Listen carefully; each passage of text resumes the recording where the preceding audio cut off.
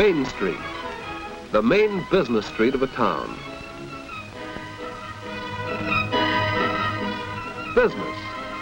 What is business anyway?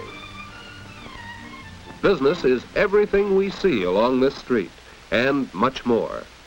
It is any enterprise which is organized to satisfy our wants for goods and services. Men and women establish businesses in the hope of making a profit.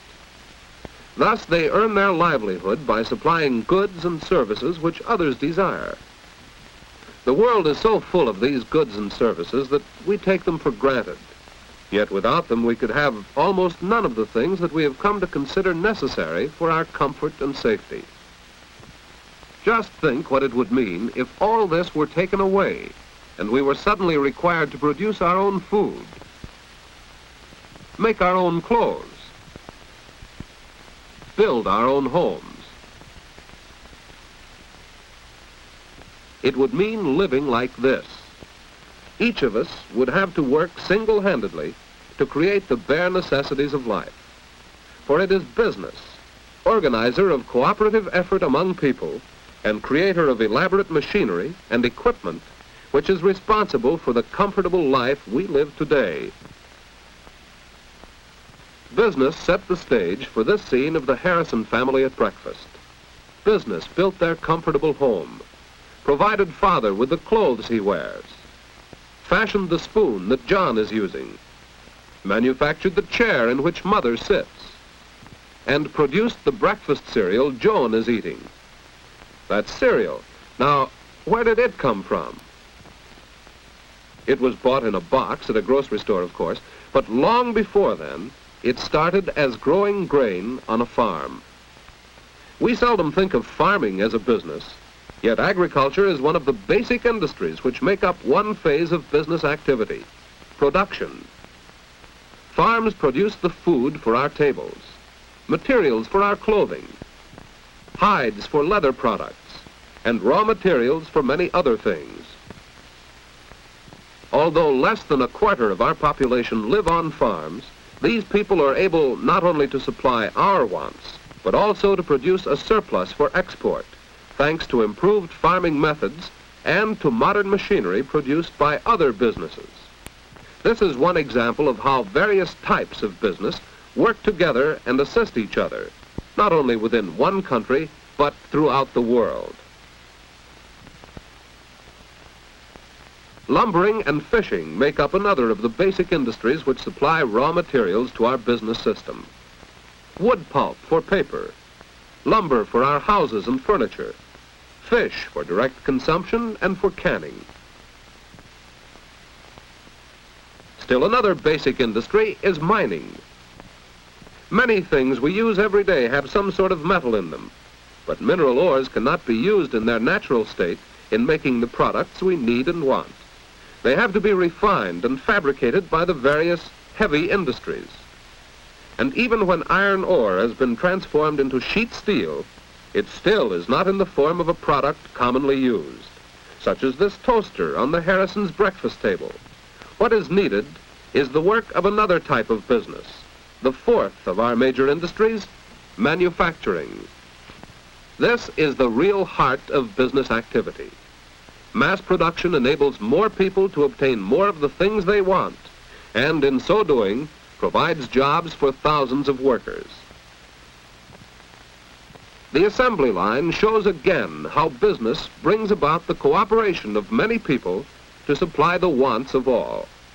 The toaster is manufactured not only by the workers you see here, but by men and women employed in the many widely separated factories that produce the various parts here assembled into a finished product. Thus, any business concern is dependent upon many others, some of which may be located in distant parts of the world. Each is a customer of the various concerns which produce the materials it needs, and each, in turn, serves its own customers with the goods it makes. We have examined the production phase of business activity, which includes farming, lumbering and fishing, mining and manufacturing. But it's not enough for business merely to produce goods. The toasters, manufactured here for instance, must reach the homes of the people who want them. Production is but one phase of business activity. The second is distribution. Sometimes distribution is a very simple matter. John's egg, for instance, was delivered to the door directly by the farmer. But in most cases, as with the toaster, goods must move long distances and pass through several hands in going from producer to consumer. From the factory, the toasters are shipped to wholesale houses in different sections of the country and in foreign lands. A wholesale house buys various products in large quantities from producers and resells them in smaller quantities to retailers. For many of the products we use, the wholesaler acts as an important link in the chain of distribution. From the wholesale house, the goods are distributed to various retailers, the merchants who deal directly with the ultimate consumers, the people who use the products. The retail store is the part of the distribution system with which we are most familiar. All retail stores, no matter what kind of merchandise they handle, have a common purpose: to sell goods directly to consumers. It was a retail merchant who sold the Harrisons their toaster.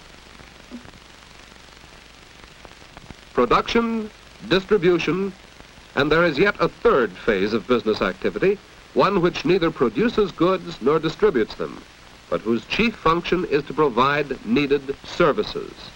When Mrs. Harrison makes out a grocery list, she doesn't need to carry it to the store. She may instead telephone her order. Communication by telephone, telegraph, and radio is one of the truly vital services provided by business. The ability to communicate rapidly with people across the town and across the world has helped bring about more widespread cooperation among different business organizations, and consequently has made all business activities everywhere more interdependent one upon the others. Another essential business service is transportation. Modern means of transport enable all of us to move about quickly wherever we wish and allow business to draw upon the resources of the world and to distribute the products of farm and factory in great quantities to great numbers of people. Rapid transportation and communication have made the world of business truly one world. Banking is another business service which is vital to all business.